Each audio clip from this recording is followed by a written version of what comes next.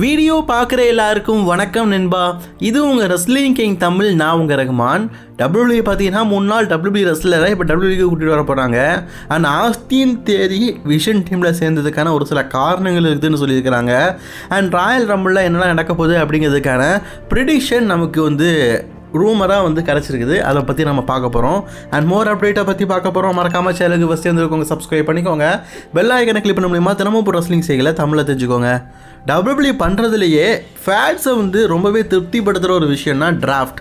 இந்த டிராஃப்ட் அப்படிங்கிறத டபிள்யூபிள்யூ எப்படி பண்ணுவாங்கன்னா, இயர்லி ஒன் டபிள்யூபிள்யூ ராஸ் மேட்டோன் ரெஸ்லர்ஸை மொத்தமாக சேர்த்து அவங்க சாம்பியனோ யாரோ அதில் என்எஸ்சி சூப்பர் ஸ்டார்னு சேர்த்து அவங்க ராஸ் மேட்டோன்னு சொல்லிட்டு பிரித்து போடுவாங்க. அந்த கான்செப்ட் நல்லா இருக்கும். வின்ஸ் மெக்மன் போனதுக்கு அப்புறமா இதெல்லாம் நமக்கு பிடிக்கல அப்படின்னு சொல்லிட்டு ட்ரிபிள் ஹெச் நினச்சாலும் டபிள்யூபிள்யூ மேனேஜ்மெண்ட் 2024 பண்ண வச்சாங்க. அது ஆக்சுவலி சக்ஸஸ்ஃபுல் கிடையாது. ஏன்னா champion holder for the same brand அப்படின்னு சொல்லிட்டாரு. அப்போது சேம் பிராண்டில் அந்த சாம்பியன்ஷிப் இருக்குது. சாம்பியன் எந்த பிராண்டு போவாங்க அப்படிங்கிற எதிர்பார்ப்பு இல்லாமையே போயிடுச்சு. ஸோ டோட்டலி டிசப்பாயின்மெண்ட் ஆகிட்டேனே சொல்லலாம். இப்போது 2025 டபிள்யூபிள்யூ பார்த்தீங்கன்னா மீண்டும் அதை நடத்துகிறாங்களா? இல்லை. இப்போ champion for the world championship ரால தான் இருக்குது. அன்டிஸ்பியூட்டட் சாம்பியன்ஷிப் ஸ்மாக்டவுனில் தான் இருக்குது. ஏன் இந்த சாம்பியன்ஷிப் பிராண்டு விட்டு பிராண்டு மாற மாட்டேங்குது அப்படிங்கிற கேள்வி நமக்கு இருக்குல்ல. எஸ், அதே தான் எல்லாருக்கும் இருக்குது. அப்படி மாற்றினா நல்லாயிருக்கும். அண்ட் ரெஸ்லர்ஸ் பல பேர் ராலையே இருக்கிறாங்க, பல பேர் ஸ்மாக்டவுன்லேயே இருக்கிறாங்க. தேவைக்கு ஏற்ற மாதிரி ஒருத்தரையாக எடுக்கிறதுக்கு பதிலாக டிராஃப்ட் மூலிமா பல பேரை ராலையும் பல பேரை ஸ்மாக்டவுன்லேயும் மாற்றும் போது அந்த ஸ்டோரியிலே நல்லா இருக்கும். இதை தான் வின்ஸ் மெக்மேன் பண்ணார் முந்தி. இதை இப்போ ESPN எதிர்பார்க்குறாங்க. ரசல் பலுசா பேப்பர்லேருந்து ESPN டபிள்யூ பார்த்தீங்கன்னா பிரீமியம் பேப்பர்ஸை அதில் தான் டெலிகாஸ்ட் பண்ணுறாங்க ESPNல. ஸோ ஒரு பெரிய தொகை, அதாவது ஒரு மாதத்துக்கு ஒருக்கா 1.5 மாதத்துக்கு ஒருக்கா நடக்கிற அந்த ஒரு பேப்பரையோ டெலிகாஸ்ட் பண்ணுறதுக்காகவே ESPN எக்கச்சக்க பணம் வாங்குறாங்க. ஸோ அப்போ அவங்க கேட்குறது கரெக்டு தானே. அதாவது நீங்கள் டிராஃப்ட்டை நடத்துங்க, டிராஃப்ட் நடத்தினா நல்லா இருக்கும். டிராஃப்ட்டுங்கிறது ராஸ் மேட்டோன் தான். ராஸ் மேட்டோன் இவங்க டெலிகாஸ்டே பண்ணலை. பட் ஏன்னா அதில் நெட்ஃப்ளிக்ஸ் தான் டெலிகாஸ்ட் பண்ணுறாங்க. இருந்தாலும் இவங்க உரிமையாக சொல்லியிருக்கிறாங்க. ஏன்னா நெட்ஃப்ளிக்ஸ் சொல்லலை. ஸோ நீங்கள் உரிமையாக அப்படி பண்ணுங்க அப்படிங்கிற மாதிரி சொல்லியிருக்கிறாங்க. ஆனால் அதுக்கு ரெஸ்பான்ஸோ அல்லது பண்ணுறோம் பண்ண மாட்டோம் அப்படிங்கிற மாதிரி எதுவுமே பண்ணலையாம். ஸோ டபிள்யூடபிள்யூ முந்தி மாதிரி இல்லை, என்ன ரெஸ்பான்ஸ் பண்ணாலும் திருப்பி பண்ண மாட்டேங்காங்க அப்படின்னு சொல்லிட்டு அன்ஹாப்பினஸில் தான் இப்போதைக்கு ESPN இருக்கிறாங்களாம். ESPN பார்த்தீங்கன்னா இந்த கார்பரேட் டபிள்யூ, அதாவது வின்ஸ் மெக்மேன் இருக்கும்போது ESPN டபிள்யூபிள்யூ கூட சேர்ந்து கான்ட்ராக்ட் போட்டிருக்காங்க. ஆனால் இப்போ இருக்கிற இந்த டபிள்யூபிள்யூ அவங்களுக்கு ஒரு அன்சேஃபான டபிள்யூபிள்யூவும் ஒரு ரெஸ்பான்ஸே இல்லாத டபிள்யூபிள்யூவாக இருக்குதான். ஸோ அவருக்கு சொன்னது கரெக்டு தாங்க, ESPN சொன்னது கரெக்டு தான். டிராஃப்ட் அப்படிங்கிறது டபிள்யூபிள்யூக்கு முக்கியம், அதை கண்டிப்பாக நடத்தணும்.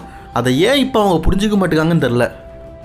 அதுக்கப்புறமா இந்த ராயல் ரம்பிளை பற்றி தான் நமக்கு ஒரு மிகப்பெரிய நியூஸ் கிடச்சிருக்குது. அதாவது இந்த 2026 ராயல் ரம்பிள் இருக்குல்ல, அதில் இதெல்லாம் நடத்த போகிறாங்க, இவங்கெல்லாம் வெற்றி பெற போகிறாங்க அப்படிங்கிற மாதிரியான ஒரு சின்ன நியூஸ். ஆக்சுவலி இதை பார்க்கும்போது எனக்கே இது உண்மையாக அப்படிங்கிற மாதிரி தான் தோணுது. பட் ஆனால் இது ஒரு ஃபேக் நியூஸாக கூட இருக்கிறதுக்கு வாய்ப்பு இருக்குது.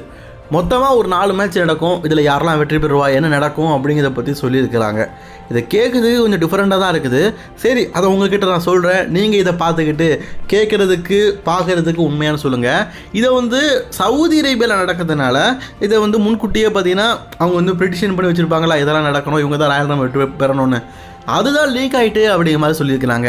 மொத்தமாக 4 மேட்சை பார்த்தீங்கன்னா ராயல் ரம்பிளை நடத்தலான்னு சொல்லிட்டு டபிள்யூபிள்யூ பிளான் போட்டு வச்சுருக்காங்களாம். ஃபஸ்ட்டு உமன் ராயல் ரம்போ, ரெண்டாவது மென்ஸுக்கான ராயல் ரம்போ. அதில் மெயினாக பாருங்கள், இந்த ஒயட் 6 டீம் இருக்கிறாங்கல்ல, அவங்களுக்கும் நம்ம பிளட் லைன் பேர் போட்டுருக்கு பார்த்தீங்களா, இதுலேயே எனக்கு டவுட் வருது. ஏன்னா இப்போ அவங்க MFT அப்படிங்கிற பேரில் தான் இருக்கிறாங்க. ஸோ MFT டீமுக்கும் ஒரு மேட்ச்சு. ஸோ இதுக்கு முன்னாடி உங்களுக்குள்ள ஒரு மேட்ச் நடந்துக்கு டாக் டைம் சாம்பியன்ஷிப்புக்காக. ஆனால் இந்த தடவை டீம் vs டீம் மேட்ச் அப்படிங்கிற மாதிரி சொல்லியிருக்கிறாங்க. Okay, interesting. அடுத்து கோடி ரோட்ஸ்க்கும் ட்ரூ மாக்கிண்டருக்கும் last man standing match. Guys, ஒருவேளை இப்படி ஒரு மேட்ச் நடக்குது அப்படின்னா நான் அடித்து சொல்கிறேன், கோடிக்கும் ட்ரூக்கும் ராயல் ரம்பிள் ஒரு மேட்ச் நடக்குதுன்னா இந்த ஜான்வரியோடைய ஃபஸ்ட் வீக்கில் ஸ்டீல் ஸ்டேஜ் மேட்ச்னு சொல்லிட்டு கோடிக்கும் ட்ரூக்கும் ஒரு மேட்ச் நடக்கல. அதில் ட்ரூ கிட்ட சாம்பியன்ஷிப் பேருக்கும் அதோடைய ரீமேட்ச் தான் ராயல் ரம்பிளில் நடக்கிற மாதிரி இருக்கும். ஒரு வேளை ராயல் ரம்பிள் இது நடக்குதுன்னா கண்டிப்பாக அப்படி தான் நடக்க வாய்ப்பு இருக்குது. அதுக்கப்புறமா கடைசியாக பாருங்கள், மென்ஸுக்கான ராயல் ரம்போ. ஸோ கோடி ரோட்ஸ் மேட்சை ஃபஸ்ட்டு நம்ம பார்த்துருவோம்.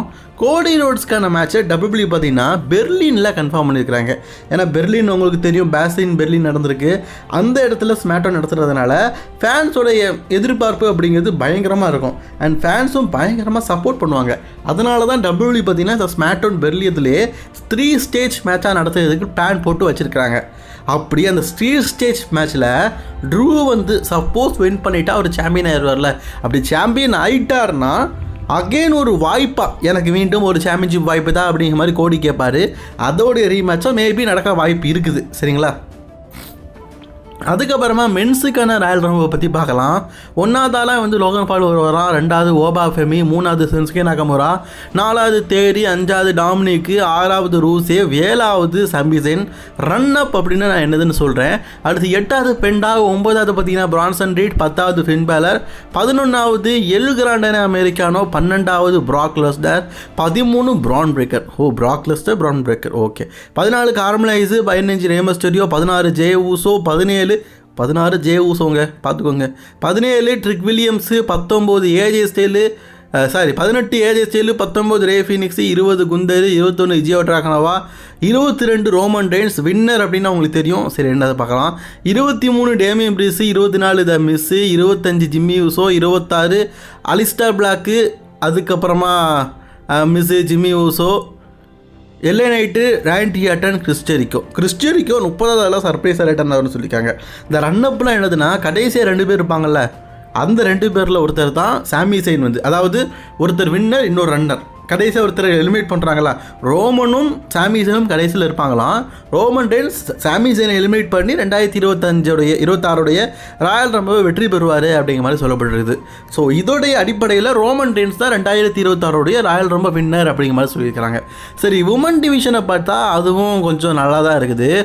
ஃபஸ்ட்டு பார்த்தீங்கன்னா Tiffany, Charlotte Flair, Kairi Sane, Zelina, Giulia, Nia Jax, இவினிலு, ஆஸ்கா, அடுத்து கர்னா ஜெயின்ஸா, அடுத்து Lash Legend, Chelsea Green, Nikki Bella, பி ஃபார்மு, Sol Ruca, Bayley, Maxxine, Raquel, Natalya, Rhea Ripley, Michin, Candice, Iyo Sky, Lyra Valkyria, Roxanne ferrous.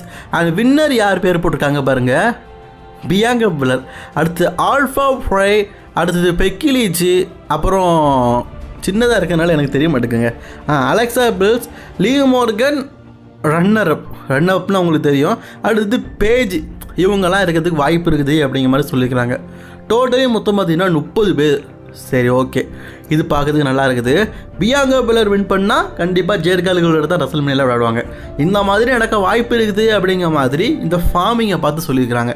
சரி, நம்மளும் அப்படியே ஹோல்டு பண்ணி வைப்போமே. ராயல் ரம்பிள் நடந்து முடிஞ்சதுக்கப்புறமா கரெக்டாக ராயல் ரம்பிளுக்கு இன்னும் 1 மாதம் இருக்குதுங்க. சரியாக 1 மாதம் இருக்குது. அதுக்கப்புறம் நடக்காதுன்னு பார்க்கலாம்.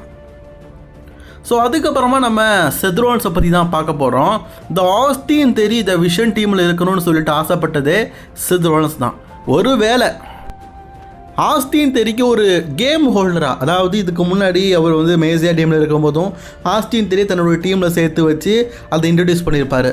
அண்ட் ஆஸ்டின் தேரியுடைய திறமை செத்ரோன்ஸ் நல்லாவே தெரியும். ஆஸ்டின் தேரி இப்போ இருக்கிற விஷனில் இருக்கணும்னு ஆசைப்பட்டது பால் ஹேமனுக்கு அடுத்தது அதிகப்படியாக செத்ரோன்ஸ். ஒருவேளை சிஎம் பாங்குக்கும் செத்ரோன்ஸுக்கும் Saturday main event heavyweight match நடந்தது தான். அதுலேயே பார்த்தீங்கன்னா தேரியை வந்து ரிட்டர்னாக வச்சுருப்பாங்க. பை த வே, போதாத காலம் செத்ரோன்ஸ்க்கு இன்ஜுரி ஆகி போயிட்டாங்க. பட் நவ் இப்போவும் பார்த்தீங்கன்னா பிரான் பிரேக்கர், பிரான்சன் ரீடுக்கு தேரி வந்து இந்த விஷன் டீமில் இருக்கிறது பிடிக்கலை அப்படிங்கிற கான்செப்டில் தான் கொண்டு போயிட்டு வராங்க. சம்டைம் இது நாள் வரைக்கும் அப்படி தான் அவங்க கொண்டு போயிட்டு வராங்க. ஸோ WWE வந்து இது எங்கே வேணாலும் எப்படி வேணாலும் கொண்டு போகலாம், அதை எப்படி வேணாலும் வைக்கலாம். கரெக்டு தானே? ஸோ WWE வந்து இதை எங்கே கொண்டு போகிறாங்க அப்படிங்கிறத வெயிட் பண்ணி தான் பார்க்கணும். சொல்ல முடியாது. செத்ரோன்ஸ் திருப்பி வரும்போது என்னுடைய விசுவாசம் எல்லாமே செத்ரோன்ஸ் தான் சொல்லிட்டு அந்த பக்கம் தேரி மாறதுக்கும் வாய்ப்புகள் இருக்குது. அந்த தேரியை பொறுத்த வரைக்கும் இப்போ 2ஆம் கட்ட நிலைமையில் தான் WWE இருக்கிறாரு. அதாவது எப்படின்னா, ஒன்று செத்ரோன்ஸ் வரும்போது செத்ரோன்ஸ் பக்கம் சேருது, அல்லது பால் ஹேமன் கூட விஷன் டீமில் சேருது. பால் ஹேமன் ஆல்ரெடி பார்த்தீங்கன்னா பிரான் பிரேக்கரை சாம்பியன் ஆக்கிறதுல பிஸியாக இருக்கார். இதில் ஆஸ்டின் தேரியை எப்படி கண்டுக்க போகிறாரு அப்படின்னு தான் தெரில. உங்களோட கருத்துக்கள் என்ன? செத்ரோன்ஸ் திரும்பி வரும்போது ஸோ இவர் வந்து ஒரு பப்பட் டைம் மாதிரி தான் இருக்கார். ஒன்று பால் ஹேமன் பக்கமா இல்லாட்டா பிரான் பிரேக்கர் பக்கமானு உங்களோட கருத்துக்களை கமெண்ட் பண்ணிக்கோங்க. அண்ட் பால் ஹேமன் வந்து பிரான் பிரேக்கர் கூட இப்போ இருக்கிறார்ல, அது எல்லாம் ஓகே தான். ஆனால் செத்ரோல்ஸை பிரான்சன் ரீடும் பிரான் பிரேக்கரும் அட்டாக் பண்ணும்போது ஷாக்கிங்காக அந்த நேரத்தில் பார்த்தது பால் ஹேமன். சொல்ல முடியாது, பால் ஹேமனே கடைசியில் செத்ரோல்ஸ் வந்தோன்னே தலைவா ஜி சார் நான் உங்கள் கூடயே வந்துடுன்னு சொல்லிட்டு போனாலும் போயிடுவார். வாய்ப்பு இருக்குது இல்லை. ஸோ இதை பற்றி உங்களோட கருத்துக்களை கமெண்ட் பண்ணிக்கோங்க. அண்ட் மோர் வீடியோஸ் பார்க்கறதுக்கு சேனலுக்கு ஃபஸ்ட் டைம் வந்துருக்கோங்க, சப்ஸ்கிரைப் பண்ணிக்கோங்க. ஆனால் பாருங்களேன், ஒரு நியூஸ் சொல்ல மறந்துட்டேன். டபிள்யூடபிள்யூ முன்னாள் ட்ரெஸ்ஸில் இப்போ டபிள்யூக்கு கான்ட்ராக்ட் சைன் பண்ணியிருக்காங்க சொன்னோம்ல, அது யார் பார்த்தீங்கன்னா டோகோடோ காய். நிறைய பேருக்கு தெரியும்னு நினைக்கிறேன். டேமேஜ் கண்ட்ரோல்லேருந்து போனாங்கல்ல, அவங்க சமீபத்தில் டபிள்யூ வந்து கான்ட்ராக்ட் போட்டு ரீசைனிங் பண்ணிட்டாங்களாம். டபிள்யூக்கு கூடிய சீக்கிரம் வரப்போகிறாங்க. சரிங்களா, இந்த நியூஸை நான் சொல்ல மறந்துட்டேன். சொல்ல மறந்த கதைன்னு சொல்லுவாங்களோ அது இதுதான் போல இருக்குது. ஸோ கூடிய சீக்கிரம் இவங்களுக்கான ஸ்டோரியை டெவலப் பண்ணி டபிள்யூக்கு கூட்டிகிட்டு வர போகிறாங்க அப்படிங்கிற செய்தி கிடச்சிருக்குது. ஸோ இதை பற்றின உங்களோட கருத்துக்களையும் கமெண்ட் பண்ணிக்கோங்க. Bye friends.